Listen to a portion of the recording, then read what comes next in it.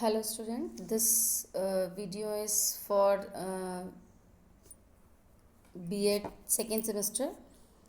जैसा कि हमने पहले पढ़ा था, हम मेथड्स ऑफ इकोनॉमिक्स के बारे में, और अब हम पढ़ने जा रहे हैं। आज हम आपको बताएंगे टेक्निक्स ऑफ टीचिंग इकोनॉमिक्स। अर्थशास्त्र शिक्षण में किस तरह की शिक्षण प्रविधियों का प्रयोग होता है। प्रविधियों से हमारा तात्पर्य एक शिक्षक अपने प्रभावपूर्ण शिक्षण के लिए किस तरह की शिक्षण प्रविधियों का प्रयोग करता है।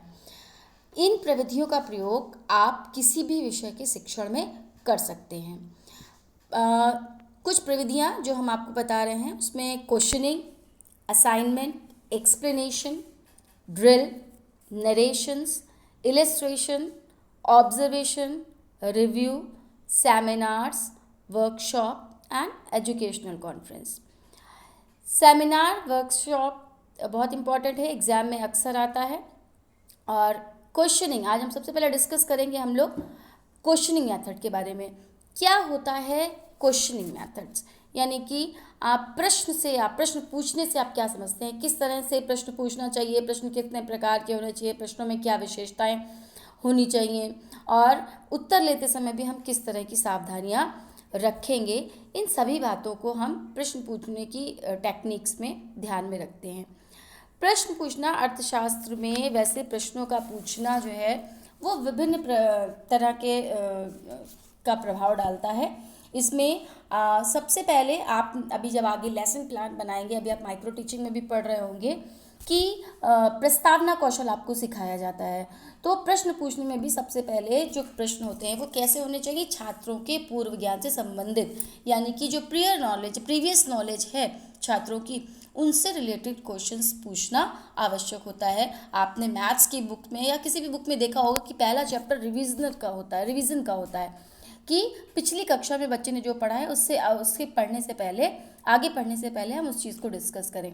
तो प्रश्न पूछने में भी इस बात का ध्यान रखना चाहिए कि डायरेक्ट कोई टफ प्रश्न सबसे पहले ना आए, पहले हम उसको पूर्व ज्ञान से उसके रिलेट करके प्रश्न पूछें। दूसरा आता है कि प्रश्न ऐसे होने चाहिए जो छात्र जो है वो अध्यापक जो है इस तरह छात्रों की त्रुटियों का पता लगा सके।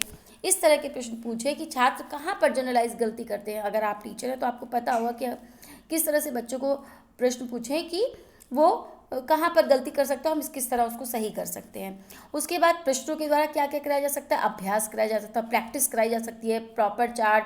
जो छात्र हैं, अगर हम पढ़ाते समय किसी भी विषय को पढ़ाते समय, किसी भी टॉपिक को पढ़ाते समय अगर हम छात्रों से बीच बीच में उससे रिलेटेड क्वेश्चंस करते जाते हैं तो बच्चों को बहुत अच्छी तरह से समझ में आता है।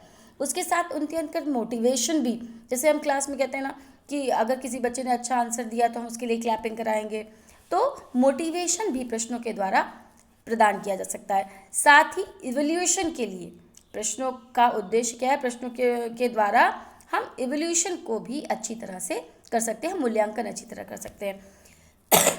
एक अच्छे प्रश्न के गुण क्या होते हैं, एक अच्छे प्रश्न के गुणों की अगर हम बात करते हैं तो जो अच्छे प्रश्न के गुण होते हैं उसमें सब कुछ मेन स्पेसिफिक क्वालिटीज़ होनी चाहिए, जिसमें सबसे इम्पॉर्टेंट है क्लैरिटी। क्वेश्चन जो भी आप पूछ रहे हैं वो स्पष्ट होना चाहिए, उसमें क्लैरिटी होनी चाहिए। उसके बाद साथ ही साथ सिंप्लिसिटी होनी चाहिए, सरल होना चाहिए। इतनी क्लिष्ट भाषा में, इतनी टफ लैंग्वेज में आपने क्वेश्चन पूछा कि सामने वाला बच्चा कंफ्यूज हो गया, ऐसा नहीं होना चाहिए।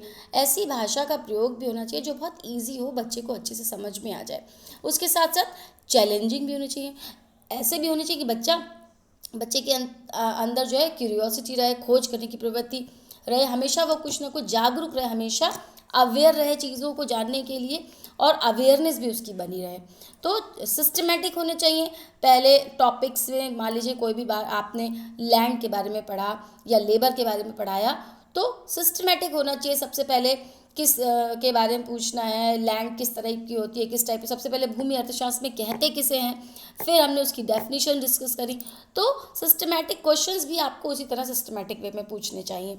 उसके बाद स्पेसिफिक होना चाहिए, जिस भी पार्ट के बारे में आप पढ़ा रहे हैं उससे रिलेटेड क्वेश्चन हो। ये ना हो कि बहुत आगे पीछे के आपने पूछ लिया और मेन जो टॉपिक था उससे रिलेटेड क्वेश्चन आपने बहुत स्पेसिफिकली पूछा नहीं। तो स्पेसिफिक होने चाहिए।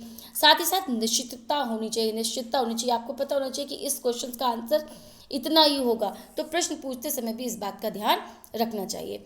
फिर उसके बाद आता है प्रश्नों में और भी क्या क्वालिटीज़ होनी चाहिए, सभी इंटरेस्टिंग होने चाहिए, बहुत ज़्यादा नेचुरल ऐसे होने चाहिए, इफेक्टिव होने चाहिए। फिर संपूर्ण कक्षा से, हर एक कक्षा में प्रत्येक बच्चे से आपको प्रश्न पूछना है ताकि किसी भी बच्चे को का मोरल डाउन ना हो, सभी छात्रों से प्रश्न पूछे जाएं। व्यक्तिगत विभिन्नताओं के आधार पर प्रश्न पूछने चाहिए, पर्सनालिटी उनकी कैसी है। बहुत इजी प्रश्न, प्रतिभाशाली बालक है तो आप उनसे थोड़ा ऐसा प्रश्न पूछें जिससे वो थोड़ा और जानने के लिए उत्सुक हो, और थोड़ा अगर ऐसा बालक है तो उससे उसको मोटिवेट करवाइए, ठीक है। तो प्रश्नों को अनावश्यक रूप से बार बार प्रश्नों की पुनरावृत्ति भी नहीं की जानी चाहिए। प्रश्न कितने टाइप्स के होते हैं, इस तरह का क्वेश्चन पूछा था, प्रश्न कितने टाइप के होते हैं। तो प्रश्न वैसे तो कई टाइप्स के होते हैं। इंट्रोडक्टरी क्वेश्चंस होते हैं, डेवलपमेंट क्वेश्चंस होते हैं, ड्रिल होता है, डिस्क्रिप्टिव होते हैं, कंपैरेटिव होते हैं, एनालिटिकल का भी। जब आप लेसन प्लान पढ़ेंगे तो सारे टाइप के क्वेश्चंस आपको अपने लेसन प्लान में इंक्लूड करने होंगे।